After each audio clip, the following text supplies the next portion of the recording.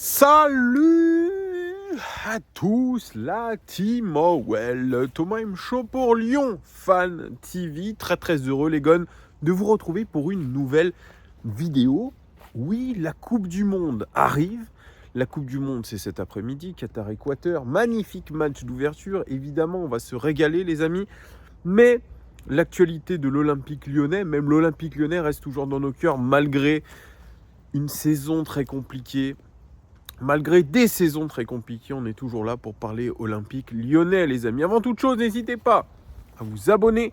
N'hésitez pas surtout à liker et n'hésitez pas à commenter. Ça fait toujours du bien pour le référencement de la chaîne. D'ailleurs, à ce propos, on passera en mode un petit peu Coupe du Monde puisque normalement, mardi, je débrieferai le match de l'équipe de France. Le premier match de l'équipe de France face à l'Australie. On fera un petit débrief, je ne sais pas encore qui sera avec moi, mais en tout cas, on sera là pour cette Coupe du Monde. Alors bien sûr, il n'y a pas trop la hype autour de cette Coupe du Monde.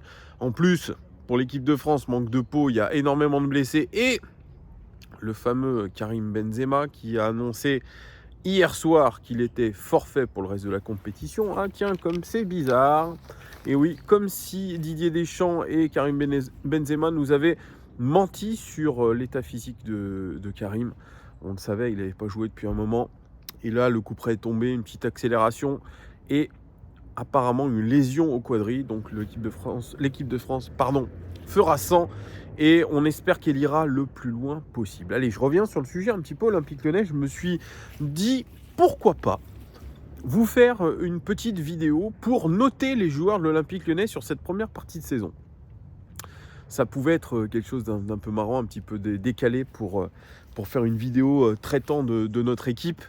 Et je me suis amusé à faire le point sur notre effectif et mettre des notes à nos joueurs. Vous me direz en commentaire si vous êtes d'accord avec mes notes, parce que c'est ça aussi qui est intéressant sur cette chaîne et avec vous, c'est qu'on peut interagir. Alors bien sûr, j'ai eu l'idée d'un live, mais je me suis dit peut-être qu'une vidéo, ça allait être plus concis et plus regardable qu'un live. Donc voilà, c'est pour ça que je vous fais cette vidéo. Peut-être que je vous la ferai comme ils appellent ça, en première, YouTube première. Je ne sais pas encore comment je vais vous la faire. Mais en gros, je vais vous donner mes notes. Vous me direz si vous êtes d'accord avec moi. Vous avez le droit aussi de vous-même faire votre classement, vos notes. Vous mettez les noms de tous les joueurs, vous mettez la note à côté pour comparer si vous êtes d'accord ou pas avec moi. Et évidemment, à la fin de cette vidéo, je vais nommer le bonnet d'âne de ce début de saison. Dieu sait qu'on pourrait mettre une bonne partie de l'effectif en bonnet d'âne, mais quand même, j'en choisirai un comme bonnet d'âne. Allez, je commence déjà, avec les statistiques globales de ce début de saison. Vous savez, j'aime bien, moi, ces statistiques. Je vais sur understat.com et je regarde un petit peu, je fais le point. Donc Lyon, aujourd'hui, l'Olympique Lyonnais est 8e de ce championnat avec 23 points. En termes d'expected points, on devrait être 6e avec 25 points. Donc vous voyez qu'on est à notre niveau. On aurait dû avoir seulement 25 points, donc 2 points de plus. Donc voilà, l'OL est cohérent par rapport à la période Peter Bosz et l'arrivée récente de Laurent Blanc. Au niveau des buts marqués, c'est pas terrible. On est milieu de classement, 23 buts marqués seulement. On aurait dû en mettre 26. On est en légère sous-performance. En termes de buts encaissés, on a encaissé 18 buts. On aurait dû en encaisser 19. On est cohérent par rapport aux occasions qu'on concède. Et puis par contre, là, c'est une vraie satisfaction et peut-être plutôt tiré, je dirais, de l'air Peter Bosz, c'est le pressing. On est toujours le premier pressing d'Europe et le premier pressing de France, évidemment, avec 8-0-4. Ça, les gars, j'aimerais quand même insister dessus parce que c'est une super statistique et qui prouve qu'on n'est pas tant à la rue que ça physiquement. Allez, je passe aux joueurs et à leurs notes. Premier que j'aimerais noter, c'est Anthony Lopes. Anthony Lopes, je lui ai mis 7 parce que Anthony Lopes, malgré qu'il ait été absent une bonne partie du mois d'août à cause de son carton rouge, eh bien, il est toujours présent dans les moments difficiles. Il a sorti des arrêts de classe exceptionnels. Je retiendrai celui qu'il a réalisé face à Lille, notamment cet arrêt à 3 mètres à bout portant. Il est toujours là quand il faut. Il est toujours là pour essayer je dirais, de redynamiser ses coéquipiers, de passer des coups de gueule. Ça ne marche pas vraiment, mais en tout cas, il est là. Il ne lâche pas. C'est un gardien qui est performant, qui est régulier, qui malheureusement ne niera pas la Coupe du Monde parce qu'il est en froid avec le sélectionneur portugais. En tout cas, c'est un leader, c'est un joueur régulier. On peut émettre beaucoup de critiques sur lui, mais en tout cas sur ses performances sportives, c'est toujours au haut niveau et ça fait partie aussi des cadres de cette équipe et des joueurs qui ne déçoivent quasiment jamais. Donc c'est un 7 sur 10 pour lui. Rémi Rioux, je lui mets 7 aussi parce que l'intérim qu'il a réalisé quand Anto n'était pas là, eh bien, il fallait le faire. Il a été très performant. Il a montré aussi, lui, qu'on pouvait compter sur lui en tant que deuxième gardien. Donc, c'est un 7. Lukeba, le jeune Lukeba qui attaque sa deuxième saison en tant que titulaire. Il a marqué un but cette saison. Et je lui mets la note de 6. Un petit peu plus que la moyenne parce que, globalement, il fait des rencontres qui sont maîtrisées, mais il n'a pas quand même maîtrisé tous ses matchs.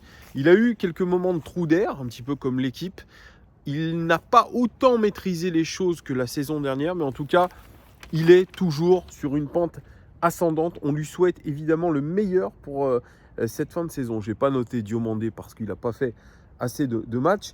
Passons à Jérôme Boateng. Jérôme Boateng, c'est un 3 sur 10, les amis. 3 sur 10. Et encore, j'ai été généreux pour un joueur qui n'a quasiment pas joué sous Peter Bosz, qui est empêtré dans des sordides affaires conjugales en Allemagne, qui est revenu dans le 11 avec Laurent Blanc. Mais sincèrement, c'est de la bouillie, de la pâtée pour chien, ce qu'il nous donne lors de ces matchs. Il tient à peine 60 minutes, même si je crois qu'il a réussi à faire quasiment un match entier, je ne sais plus lequel c'était. Et puis, il est ressorti blessé contre Marseille, une arthroscopie du genou qui devrait l'éloigner des terrains jusqu'en janvier.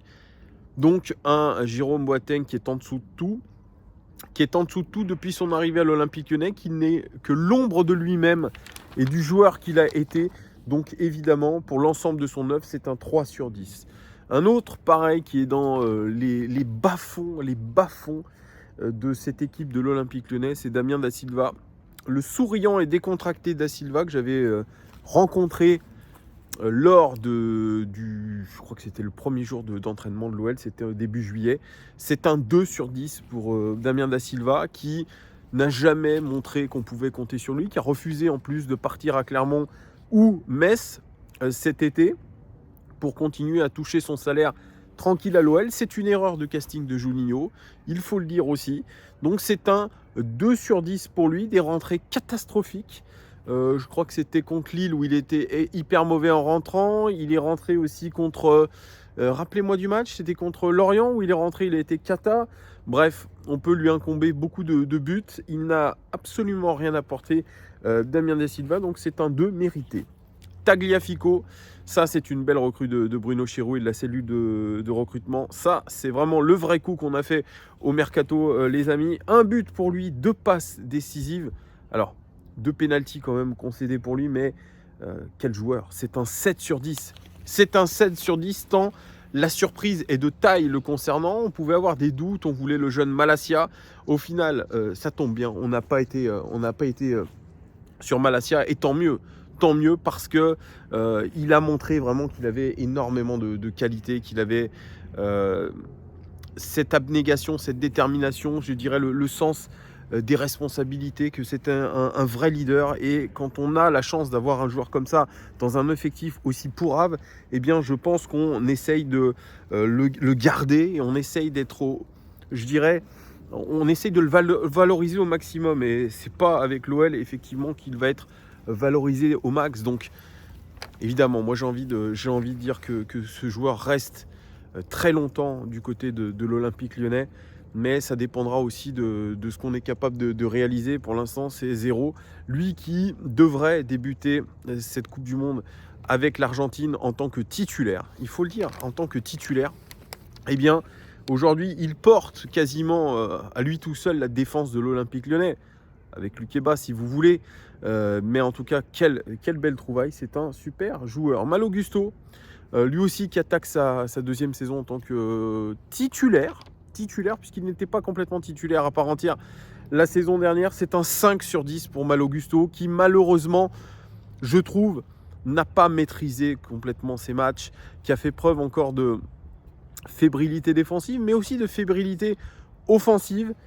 Moi, c'est un garçon qui, je pense, est pétri de talent, mais il faut absolument aujourd'hui qu'il progresse.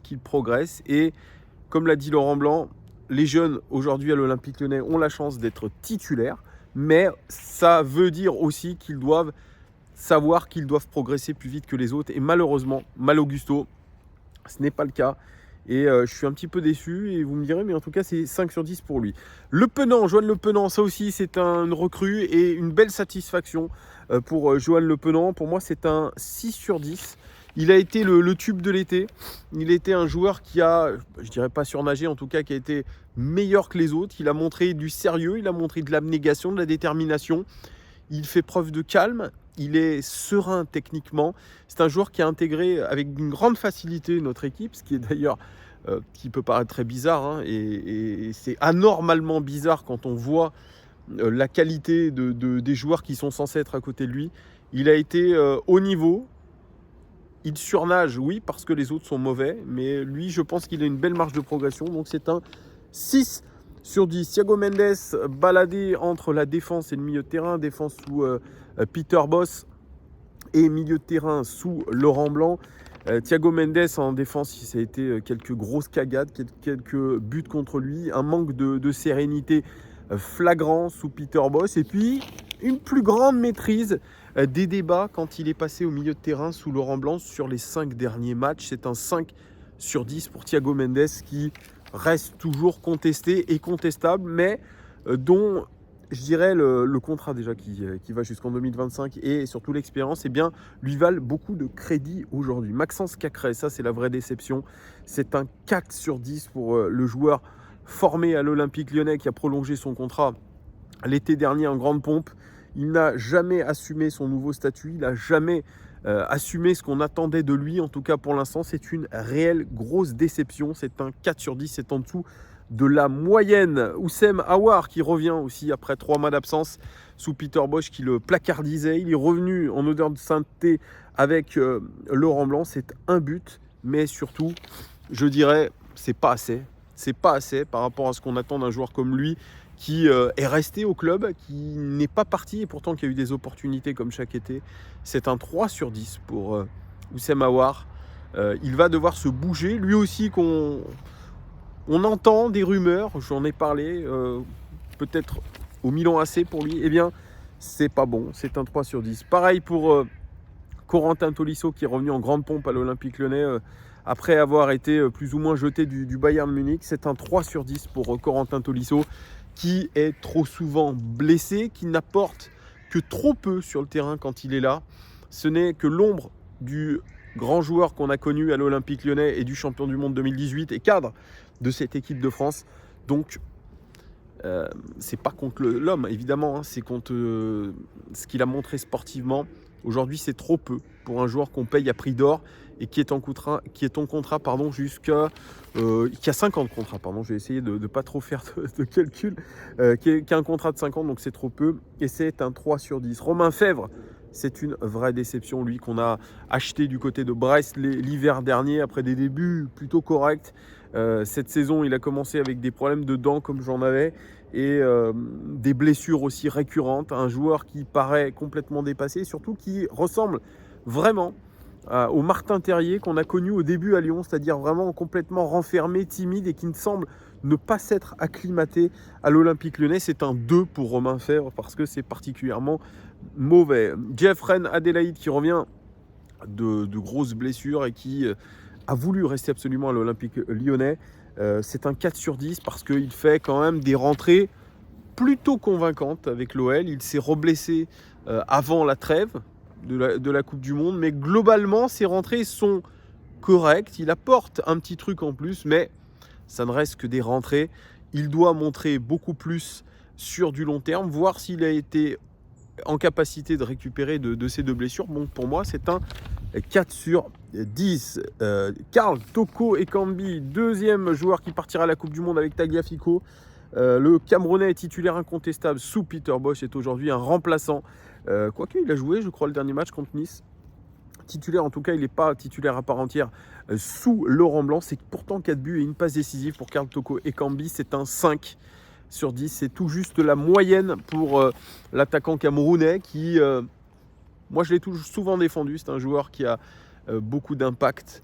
C'est l'un des joueurs en Europe qui fait le plus progresser le ballon balle au pied. Il ne faut pas quand même le négliger, le discréditer, ce garçon qui a qualifié aussi son pays pour la Coupe du Monde face à l'Algérie aussi. C'est un joueur qui est capable d'être décisif, c'est une forte tête, c'est un sale caractère, mais en tout cas c'est dans des moments un peu compliqués, c'est quelqu'un qui est capable aussi, je pense, de relever l'équipe. Ryan Cherki, 3 passes décisives pour lui, mais des rentrées extrêmement inconstantes. C'est un 4 sur 10 pour Ryan Cherki, c'est moins que la moyenne. Lui qui est tensé par la plupart de ses entraîneurs, à savoir Rudy Garcia, Peter Bosz et aujourd'hui Laurent Blanc qui vante ses qualités, mais qui dit que c'est un garçon à qui il faut apprendre beaucoup de choses, et notamment les efforts au bon moment, au bon endroit, et avec qui il faut se prendre la tête, Dixit, l'entraîneur lyonnais. Donc c'est une mauvaise note pour un joueur avec qui on ne sait jamais ce qui va se passer quand il va rentrer. C'est Kinder Surprise. Soit c'est le Ryan Cherki qui va être décisif et qui va apporter une dinguerie, soit c'est le Ryan Cherki qui fait des passements de jambes à 60 mètres de son but, qui fait n'importe quoi. Donc on ne sait pas trop, mais en tout cas c'est moins que la moyenne pour moi. Moussa Dembélé, c'est 2 buts cette saison, mais pour moi c'est un 4 aussi. Trop peu de différence faite. Dans sa tête, c'était je voulais partir de l'Olympique Lyonnais, mais finalement, faute de proposition, je vais rester jusqu'au bout de mon contrat. J'avais envie de participer à la Coupe du Monde, mais je ne suis pas titulaire dans mon club. Et le changement d'entraîneur aussi a fait du mal, fait du mal. Non, c'est Peter Bosz en tout cas qui ne le considérait pas comme un titulaire à part entière, puisqu'il mettait Lacazette titulaire. Là, il a la chance d'avoir débuté la plupart des matchs avec Laurent Blanc dans un 4-4-2, et il n'a pas convaincu, ou alors pas assez. En tout cas, sur le début de saison, c'est un 4 sur 10. Alexandre Lacazette, ça c'est la recrue phare de cet été. Il revenait avec des ambitions, le capitaine lyonnais. Et ce qu'on peut dire, c'est que globalement, depuis le début de la saison, il a rendu une très bonne copie, à savoir 9 buts et 3 passes décisives, ce qui est déjà très bien. Peut-être que son rendement a un petit peu baissé sur le terrain ces derniers matchs, mais en tout cas, il a tenu son rang. Et on rappelle qu'il a eu un problème de corde vocale qui l'a quand même pas mal handicapé. Et il faut reconnaître qu'il a eu une force de caractère assez énorme et qu'il n'est pas venu à l'Olympique Lyonnais pour faire de la figuration. C'est un 7 pour Alexandre Lacazette. Et puis on finit par Tété, le Brésilien Tété, qui aura enflammé un petit peu le début de saison de l'OL. 5 buts, 2 passes décisives pour Tété. Je le note 6 sur 10 parce qu'après, il s'est un petit peu évanoui, lui qui prétendait à la Seleção et la Coupe du Monde. Il n'est plus titulaire dans la tête de Laurent Blanc. Il le teste un petit peu à droite. On va voir s'il revient après cette trêve de la Coupe du Monde. En tout cas, c'est un joueur qui a du ballon, mais qui est beaucoup trop brouillon. Il va falloir vraiment le retaper si vraiment déjà on veut le garder, parce que le Shakhtar Donetsk en veut 25 millions d'euros. Là, il n'est que prêté une saison supplémentaire. Nous verrons ce que ça va donner. Merci de m'avoir écouté. Vous me direz en commentaire ce que vous pensez de tout ça. Et avant de vous quitter, je vous donne le bonnet d'âne. Le bonnet d'âne, c'est Jérôme Boateng. Pour l'ensemble de son œuvre. Jérôme Boateng, pour ce qu'on l'a payé, pour ce qu'on le paye, pour ce qu'il a montré sur le terrain, pour ce qu'il fait dans sa vie extrasportive et ce qu'il a fait. Il a été condamné pour ça. C'est le bonnet d'âne de ce début de saison. Dites-moi qui est votre bonnet d'âne. Je vous fais des bisous. Merci à tous et à très vite. Ciao.